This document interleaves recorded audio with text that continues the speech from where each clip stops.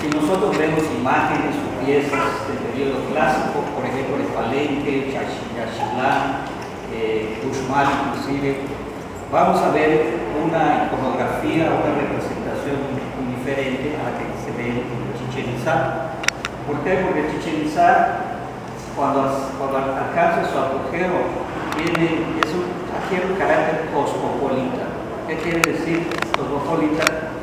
Que confluyen diferentes culturas en ese sitio. Entonces vemos influencias de la región huasteca, vemos influencias del centro de México, vemos influencias incluso hasta de Oaxaca. Y esto hace que tenga ese carácter cosmopolita y que se refleja en el arte, porque vemos representaciones muy diferentes a lo que se ve en el periodo clásico o en otros sitios. Aquí vemos imágenes, por ejemplo, del jaguar. El jaguar, como ustedes saben, es un animal que está asociado con el inframundo, porque el sol en su recorrido nocturno se transforma en jaguar. Y estas piezas, tanto esto como lo que se ve ahí al fondo, que es un Alachuli, un personaje que lleva de la mano una serie de elementos. Eso formaba parte de una portada de un edificio, el cual pues ya se colapsó, y las piezas corresponden a lo que es de la colección de la Carnegie, de la institución Carnegie de Washington. Como decíamos, modelado, y por lo general el estuco modelado estaba además pintado. En ese caso tenemos la de otra pieza de Palán, que también era de alguna de las fachadas de la Acrópolis, que está representando una deidad de que ese dios estaba relacionado con la realeza, y es por eso que se le representa mucho en la Acrópolis de Palán. En la Acrópolis de Palán era el palacio real, donde residían un rey, varios reyes debieron residir en ella, y pues era la gente allegada a la realeza, era la gente la que habitaba en el palacio real. Entonces, por eso es que se representa mucho a este dios, que es Taurino. En este caso, por favor, tenemos acá, de acuerdo a los arqueólogos, José Osorio, esto era parte quizás de una jamba, de un edificio, un edificio lintel, es lo que cierra la parte superior del acceso a un templo. esa pieza que ven ahí. Como esa pieza que se ve allá. La parte de arriba, entonces esa pieza sí estaba colocada de tal manera que uno podía observar los relieves alzando la vista. Entonces ahí se representa a un guerrero, pero esto, si comparan ustedes las representaciones que se ven en Calakmul, este es un guerrero que tiene rasgos que no son muy típicos de los mayas. Esto es la nariguera, que posiblemente esté por una lanza que tiene en la parte terminal una calavera que hace alusión al zompantli o el cementerio mexicano, y también tiene un tocado de plumas muy abundante que indica pues no solamente la importancia sino la presencia de este personaje que se trata de destacar en nuestra relieve.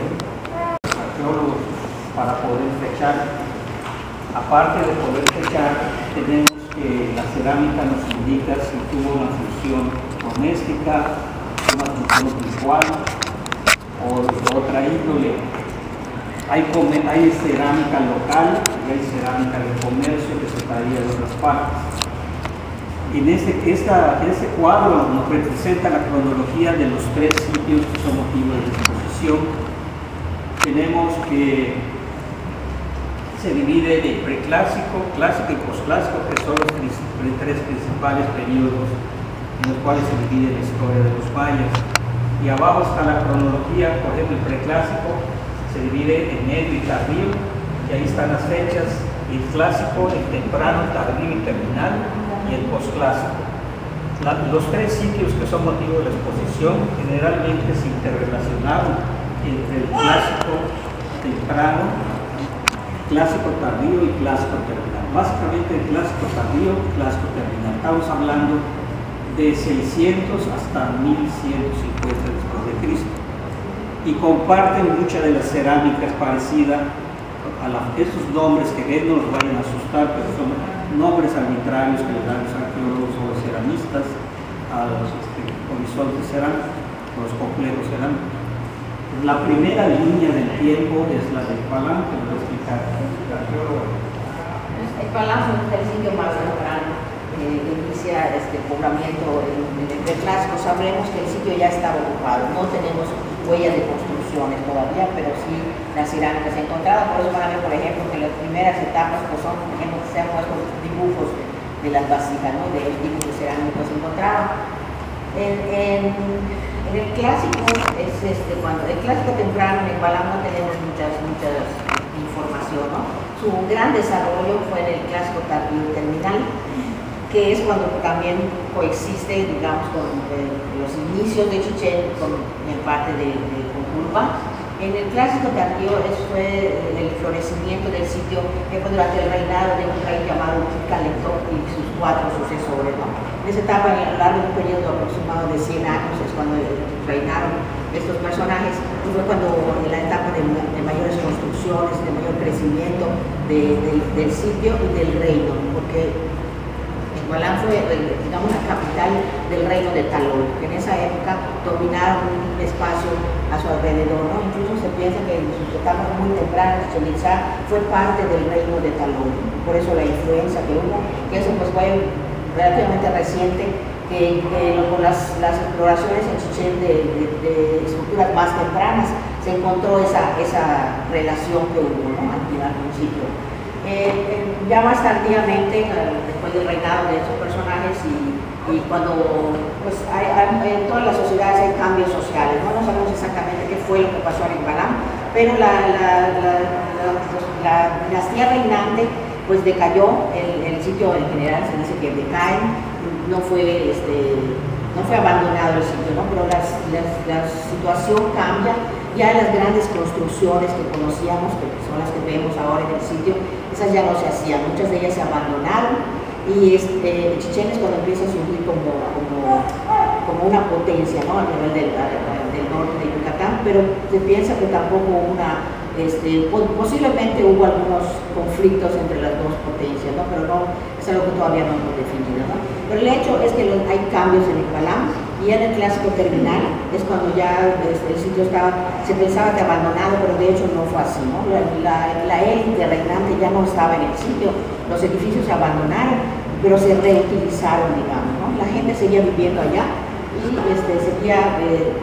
se hicieron construcciones pequeñas en el sitio. Tenemos lo que se llama el estilo costa oriental, que es influencia de la costa de lo que ahora es Quintana Roo, y hay esas construcciones pequeñitas que si van al sitio van a ver en la parte del medio de las plazas generalmente o por arriba de los edificios, que son ya del posclásico, ¿no? O sea, ese cambio se da ya desde el clásico tardío al terminal, pero el sitio no se abandona, ¿no? Las personas siguen viviendo alrededor del sitio y siguen considerando la parte central del sitio como un recinto sagrado, porque allá habitaba la élite reinante, ¿no? Que para ellos se consideraban dioses, ¿no? Entonces, lo que vemos de esa ocupación son esas pequeñas construcciones y además la reocupación de edificios que estaban ya incluso en derrumbe, ¿no? Porque en el derrumbe, por ejemplo, van a ver esas dos piececitas, esas dos figurillas que están allá, que en el posclásico, en esta etapa que ya no estaba medio abandonado, les podríamos decir el sitio, pero las personas seguían yendo allá como un lugar sagrado y seguían colocando sus ofrendas, ¿no? Eso, por ejemplo, lo encontramos en la parte ya derrumbada de la Acrópolis, ¿no? Y por ejemplo, en el juego de pelota encontramos que igual que sobre el derrumbe construyeron los cuartos que están sobre el juego de pelota, construyeron un pequeño altar, ¿no? Entonces, de hecho, el sitio nunca se abandonó y a la llegada de los españoles aún había gente viviendo allá y hay un asentamiento colonial, hay restos de una capilla que se llamaba de Indios Derramada y algunas otras construcciones. No hay arquitectura todavía visible en esa época. Ya lo que es propiamente el apogeo de Chichén Itzá se da durante el clásico tardío y el clásico terminal, principalmente durante el clásico terminal, donde están ahí los complejos cerámicos característicos, sobre todo el Sotuta, que es muy diagnóstico de Chichén Itzá. El apogeo de Chichén Itzá llega hasta 1150, después el sitio es abandonado, hay preocupación como culto a los ancestros, y también el cenote sagrado seguía funcionando, a pesar de que Chichén ya estaba abandonado, seguía funcionando como un oráculo. O sea, que no perdió la importancia religiosa del sitio, ¿no? Y en el caso de Culubá, pues tenemos ocupación también desde el preclásico tardío, pero los dos principales periodos es el clásico tardío y el clásico terminal. En el clásico terminal vemos una influencia muy fuerte de la cerámica de Chichén Itzá, la cerámica Sotuta, y también tenemos evidencias arquitectónicas que vinculan al sitio con Chichén Itzá. Las fuentes de obsidiana de Culubá son las mismas fuentes de obsidiana de Chichén Itzá. Entonces indica que yo postulo, porque he trabajado en el sitio, que era un enclave Itzá en el noroeste de Yucatán, o sea, porque Chichén tendía a controlar la costa norte de la península, sobre todo las salinas. Entonces necesitaba tener enclaves de poderío en su territorio. Entonces uno de esos enclaves seguramente fue Culubá. Y el sitio, como los otros casos al posclásico, pues tuvo una ocupación esporádica de culto a los ancestros, y ahí se ve una pieza que es de esa época, que es un tambor que se encontró como una ofrenda en el entierro. Ya las demás vitrinas pueden ustedes ver muestras de las cerámicas de las diferentes. Que era el Palacio Real de Panamá, que es un edificio muy grande de 160 metros de largo, 75 de ancho, y originalmente teníamos 40 metros de altura, pero ahora el templo de la parte superior conserva que tiene 32. Pues el edificio es muy grande, creció muchísimo, muy acelerado a través de los años, llegó a tener 6 niveles. Aquí lo que vemos es la parte central, a los lados tiene otras partes, unas plazas incluso con varias construcciones. Es de la parte central que se representó esta, porque es en cierta manera la parte más importante, ¿no?, con la aplicación de estas fachadas. Lo que se quiso hacer acá es dar una idea de cómo era originalmente ese edificio, ¿no?, cuando estaba todavía pintado. En realidad se representaron pintadas unas partes, pero casi todas las fachadas estaban pintadas menos estas, ¿no? Y por ejemplo el jaguar pequeñito que veíamos allá estaba en esta parte, en una de estas fachadas, ¿no?, que tenían esas representaciones de mascarones del monstruo de la tierra unas sobre otras, cascadas como le llamamos, y ahí estaban representados estos animales, ¿no? Hay en otras fachadas y en otras también, otra representación muy parecida, ¿no? Y bueno, en el caso de estas, este es el tercer nivel, este es el cuarto, el quinto, donde estaba el disco columnado y esas esquinas redondeadas, y el sexto, que era la cima del les decía que ahora solamente se conserva la base de ese, parte de la base de esa construcción. Y bueno, aquí lo más importante son esas fachadas que encontramos, porque las encontramos así bien conservadas. Preguntaban si todo estaba estucado, y realmente sí, casi todo estaba estucado. En general eran los frisos son estas partes por encima de la entrada, que es lo que generalmente estaba decorado, pero en el caso de Balam, muchas de las fachadas, que es la parte de abajo, también estaban decoradas, ¿no? Y en el caso de ese tipo de fachadas que se llaman zoomorfas o teratomorfas, que tienen forma de monstruo, pues son las que estaban más decoradas, ¿no? Y en el caso de Balam, ese tipo de fachadas pues son comunes, hay en otros, hay en el caso de Culubá, hay en Chichén, hay en Uxmal y muchas más en el área de Campeche, ¿no? Pero ese estilo, aquí en el Balam encontramos, se llama estilo Chenes, encontramos con la variante de que es el volumen del estuco, ¿no? Les decía, por ejemplo, que esos personajes, esas esculturas que están en el friso, estaban hechas con armas de piedra, sus cuerpos son cilindros, los brazos, las piernas, el cuerpo, todos son cilindros de piedra que se recubrían con el estuco y se pintaban. En el caso de esta fachada, ¿no?, porque para nosotros empezamos a liberarla, estas además se conservaron casi intactas, gracias a que le hicieron un recubrimiento.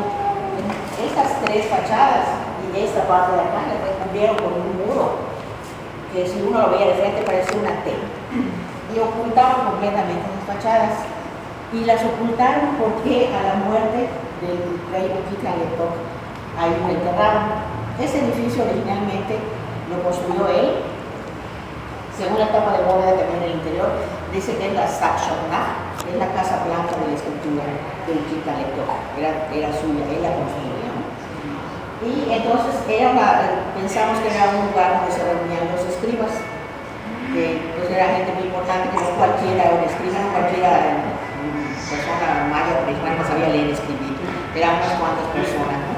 Y muchas gente eran de la realeza, los escribanos. Entonces, en esa parte, posiblemente con esa idea se hizo. Además, es una representación del monstruo de la tierra. Toda la fachada es la cara del monstruo. Esa es su boca, de donde entraban y salían los personajes. Y si ven cómo está rodeada de colmillos. Entonces, su cara, esos son sus ojos. Y esos ojos tienen dos personajes sentados. Y además de estos otros que están alumbrados. Y el personaje central que vemos es el lector. Entonces a su muerte lo enterraron ahí en el interior de ese cuarto. A la parte de atrás hay otro cuarto que es el que construyeron en el interior. Si uno entra, ve nada más un recinto pequeñito, pero eso está construido dentro de otro cuarto más grande, y construyeron ese para convertirlo en la cámara mortuoria. Ahí colocaron el cuerpo con toda su ofrenda, que es una ofrenda muy rica, ¿no? Entonces, debido a eso, fue que taparon esas fachadas, las ocultaron completamente, y afortunadamente para nosotros, por eso se conservaron, ¿no? Nosotros cuando las encontramos, empezamos a escapar por arriba, pues no se estaba, y fuimos encontrando las partes decoradas. Nos llevó más de 6 meses de liberar esa fachada, ¿no? Pero pues afortunadamente estaba casi intacta. Y ahí nos dimos cuenta pues, de eso, que no tenía color. A tiempo para ponerlo en exposición, porque bueno, ya se conocían, pero pues, no era el lugar para que estuviera, ¿no? Y la importancia de este para Igualán es porque está precisamente el rey Chica Lector, que es este personaje de acá, que tiene su tocado. Ahí lo pueden ver en esta representación, es como una cabeza de venado, su tocado. Y está una vez más un jugador de pelota, ¿no? O sea, el juego de pelota era muy importante, es una de las cosas que nos indica y las otras representaciones que tenemos en el sitio, que él era un jugador de pelota. Está la pelota en medio y está este otro personaje que pues no se sabe quién es, ¿no? La inscripción dice que es un Chica Lector y del rey de Igualán. Y hay otra pieza muy parecida a esta que se llama Panel 2 Lismón. En ese otro está otro rey de Igualán, que es un rey de la Biblia. Entonces eso que nos está indicando es esa relación que había y cómo el reino de Talón se extendió hasta una área muy extensa, ¿no? Del oriente del Estado, ¿no? En la época del esplendor. Los demás pues son piezas de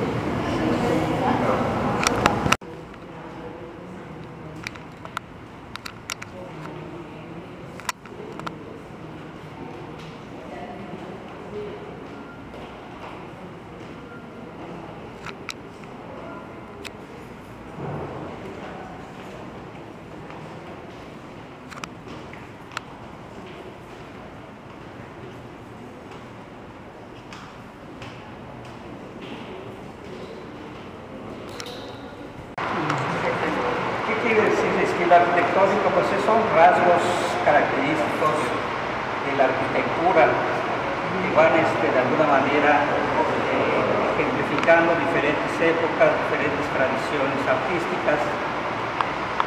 Yo en lo particular considero que hay mucho más que arquitectura en lo maya, porque la arquitectura es el manejo del espacio interior.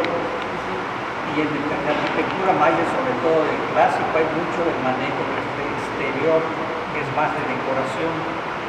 Es más, hay un estilo que dice que son Río B, que son pirámides simuladas, o sea, que son caleras simuladas, aparentes, templos aparentes, no hay ninguna cámara interior, todo es para impactar a la vista. Pero eso es la característica de la arquitectura del clásico, que era impactar en las plazas a las masas. O sea, el mensaje ideológico era poner a los dioses, a los sacerdotes en las fachadas de los templos para impactarlos ideológicamente.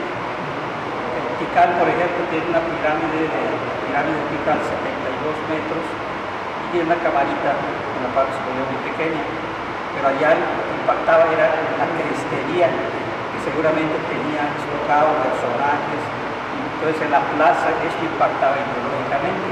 Eso sucede mucho en la arquitectura clásica. Ya en la posclásica, como la de Chichén, es diferente. Pero acá están mencionados los estilos arquitectónicos que encontramos en esos tres sitios de Colán, Chichén Itzá y Tulubán. El estilo Petén, que es un estilo que se encuentra en la región del mismo nombre, Guatemala. Hay rasgos en Petén, de Colán y en Chichén Itzá. En Tulubán no hay. Aquí los ejemplifican con las esquinas redondeadas. Y hay una de las estructuras de Biorec, hay algunos rasgos de Biorec. El estilo Biorec se caracteriza, entre otras cosas, por las cascadas de mascarones. ¿Qué son las cascadas de mascarones? De un mascarón de echado sobre otro, como por ejemplo se puede ver acá en Tulubán, o en Igualá. Creo que es el nivel 5, ¿verdad? El nivel 5 lo se ve. El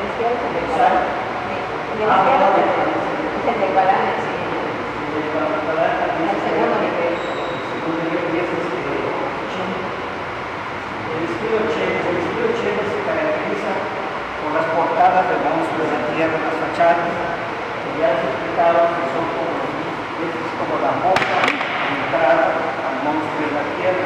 Y acá tenemos Nahuatl, y tenemos Malam, precisamente el monstruo de esto corresponde también al periodo clásico tardío, estamos hablando 600 que se trae. El estilo Puch, aunque hay muchas variantes en el estilo Puch, tiene también una secuencia. Lo encontramos en Colán, en Chichén, en Tulubán. Luego el estilo que ya les comenté, que es cosmopolita, muy diferente, que es el Chichén Itzá.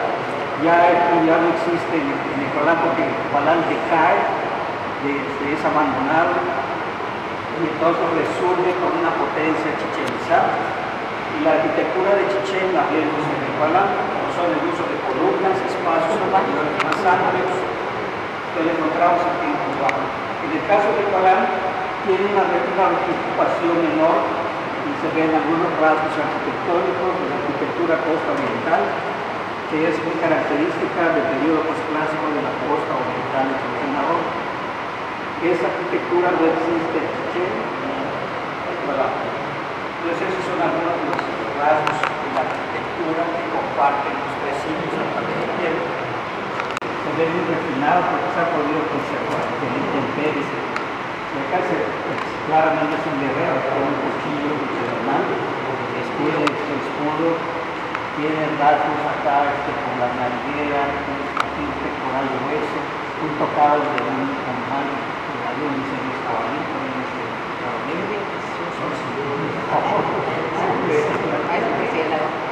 tiene su vestimenta, plumas, y a los lados también tiene relieves de personajes que son generalmente guerreros.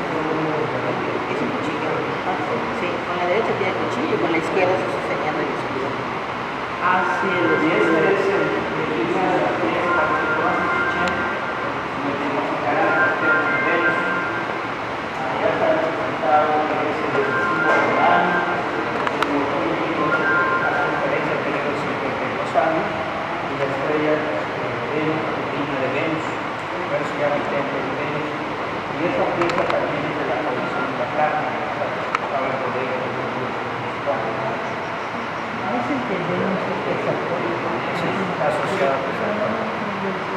y es una pieza que se formó de una composición de mosaicos recién con varias era un rompecabezas.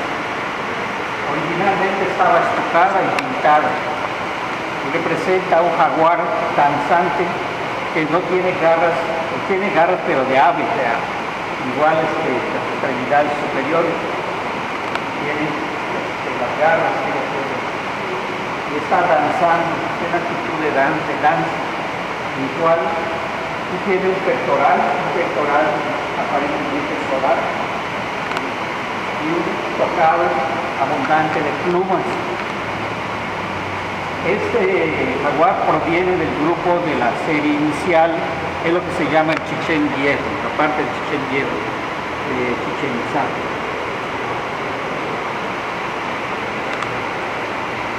Una duda.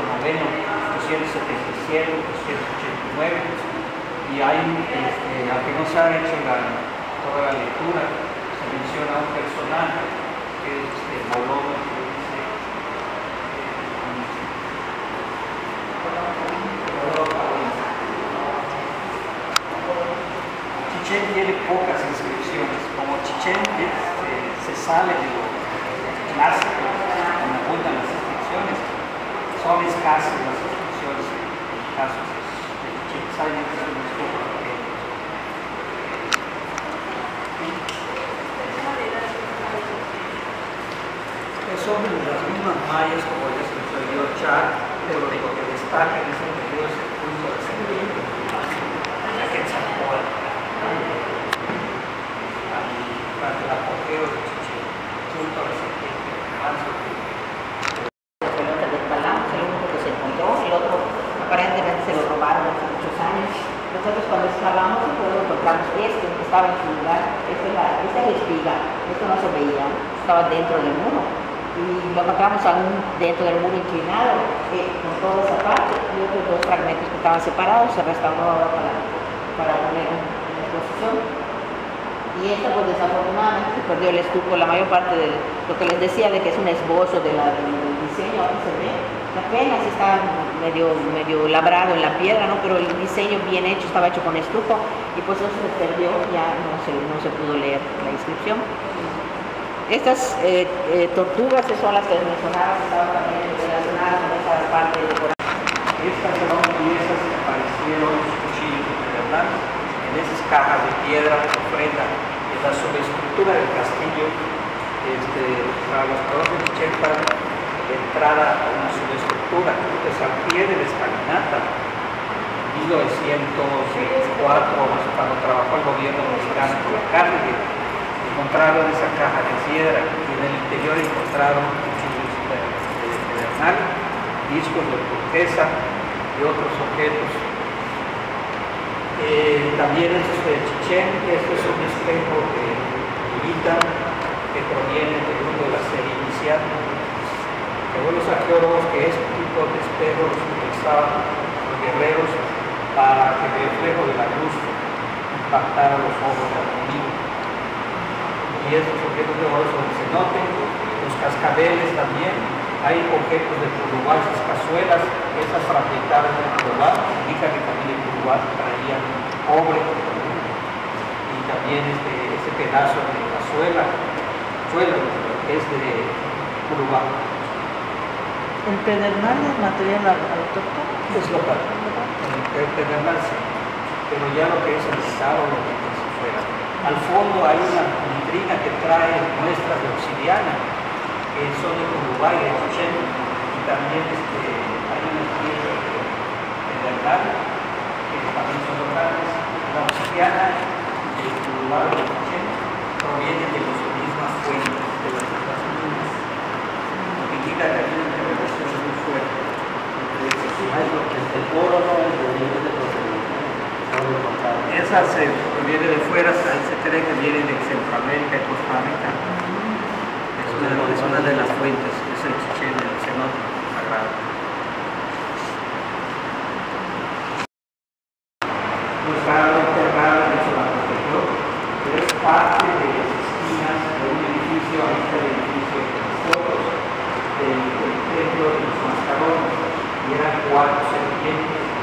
Y estas serpientes son muy parecidas a las de Chichén, tienen su función la misma, tienen sus ojos, pueden ver sus dientes, aquí la lengua rígida, y una larga espira cortada en el edificio. Entonces, son rasgos de la naturaleza arquitectónica de Chichén y Purubá. Y la otra serpiente es y ya esta última sala ejemplifica las leyendas porque el impacto que tienen los trabajos comunitarios, que la arqueología no solamente se basaba en su presente, porque hay muchos mayablantes, hay descendientes de mayas. Desgraciadamente muchos de los mayas actuales desconocen todo su legado pasado, todo su legado glorioso.